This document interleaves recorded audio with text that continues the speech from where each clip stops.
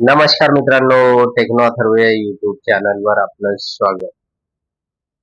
मित्रांनो, दिव्यांग सहायता पोर्टलवर नोंदणी करताना अडचण येत असेल तर नेमकं काय करायचंय, तर याची संपूर्ण माहिती आपण या व्हिडिओमध्ये बघणार आहोत.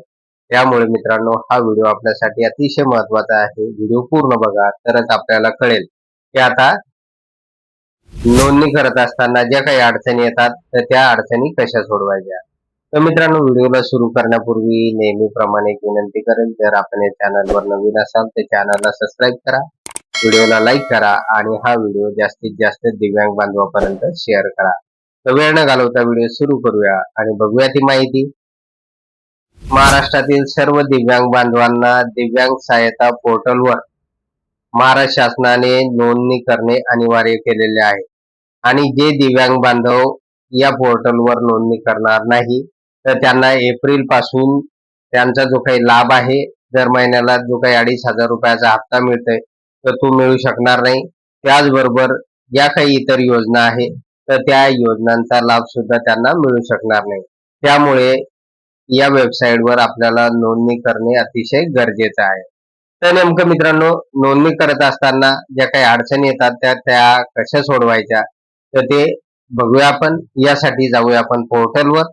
तर बघा मित्रांनो, आपण आलेलो आहे दिव्यांग सहाय्यक .महाराष्ट्र.gov.in या दिव्यांग सहाय्यता पोर्टलवर. आणि आता मित्रांनो, या ठिकाणी आपल्याला नोंदणी करायचं आहे.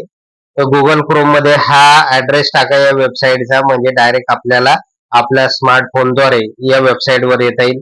इथे आल्यानंतर मित्रांनो बघा, या ठिकाणी खाली जर आपण बघितलं की नोंदणी करण्यासाठीचा ऑप्शन वरच दिलेला आहे. नोंदणी दिव्यांग व्यक्तीसाठी एकदाच नोंदणी करता येईल. आपल्याला एकदाच नोंदणी करता येणार आहे. आणि तुमच्या मोबाईल मध्ये जर हे ऑप्शन दिसत नसेल तर काय करायचं आहे, तर आपल्याला मित्रांनो या ठिकाणी बघा, हे एक लॉग इनचं ऑप्शन आहे, तर याला क्लिक करायचं आहे. तर त्याला सुद्धा आपण क्लिक करून बघूया. तर बघा, या ठिकाणी या लॉग इनच्या ऑप्शनला क्लिक केल्यानंतर असा एक पॉपअप बॉक्स ओपन होईल या ठिकाणी. आणि यामध्ये बघा, नागरिक लॉग इन, संस्था, स्वयंसेवी संस्था, विभाग लॉग इन, संस्था लॉग इन.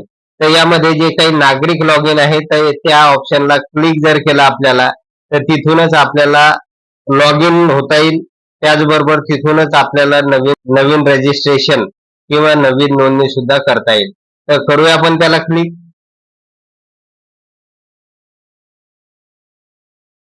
तर बघा मित्रांनो, इथे क्लिक केल्यानंतर आपल्याला या ठिकाणी परत एक पॉपअप बॉक्स ओपन झालेला आहे. आणि यामध्ये ज्यांनी नोंदणी केलेला आहे तर त्यांनी काय करायचं आहे, आपला मोबाईल नंबर किंवा UDID नंबर या ठिकाणी टाकायचा आहे. त्यानंतर ओटीपी येईल. ओटीपी आल्यानंतर त्या ठिकाणी ओटीपी टाकायचा आहे आणि नंतर आपल्याला या ठिकाणी साइन करता येईल, म्हणजे लॉग इन करता येईल. तर ज्यांनी या पोर्टलवर नोंदणी केलेली आहे तर त्यांना आतमध्ये जाण्यासाठी, अर्थात लॉग इन करण्यासाठी आपल्याला इथून लॉग इन करता येईल. आता प्रश्न आहे की ज्या लाभार्थ्यांचं अजूनपर्यंत नोंदणी झालेलं नाही तर त्यांनी काय करायचं आहे, आणि ज्यांचं नोंदणी बाकी आहे तर त्यांच्यासाठी एक नवीन ऑप्शन आहे, नवीन वापरकर्ता आहात येथे नोंदणी करा किंवा आता नोंदणी करा. हे जे दोन ऑप्शन आहे ते इथे आपल्याला नोंदणी करता येईल. तर यासाठी मित्रांनो काय करायचं आहे, तर याला आपल्याला क्लिक करायचं आहे. याला क्लिक केल्यानंतर बघा, या ठिकाणी जो काही नोंदणी करण्याचा फॉर्म आहे तर तो ओपन झालेला आपल्याला दिसून येईल. आता या ठिकाणी ऑप्शन देण्यात आलेले आहे, तुमच्याकडे UDID कार्ड आहे का. तर जवळपास सगळ्या दिव्यांग बांधवाकडे UDID कार्ड आहे. त्यामुळे होय, माझ्याकडे UDID कार्ड आहे. तर याला आपल्याला काय करायचंय, क्लिक करायचंय. बघा, याला क्लिक केल्यानंतर आता मित्रांनो या ठिकाणी आपल्याला आपला UDID क्रमांक या ठिकाणी टाकायचा आहे आणि या ठिकाणी जन्मतारीख टाकायची. जन्मतारीख टाकल्यानंतर या ठिकाणी OTP पाठवा हे ऑप्शन येईल.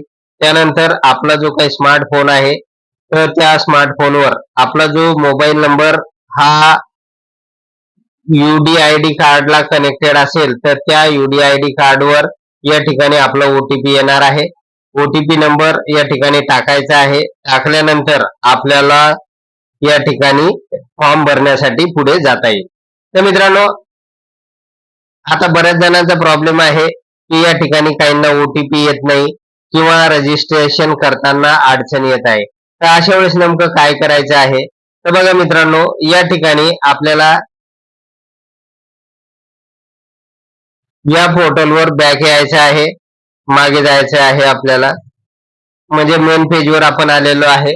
आता मेन पेजवर आल्यानंतर मित्रांनो, या ठिकाणी आपल्याला हे जे संपर्क करा हे ऑप्शन आहे, ते याला क्लिक करायचंय. ते करूया त्याला क्लिक.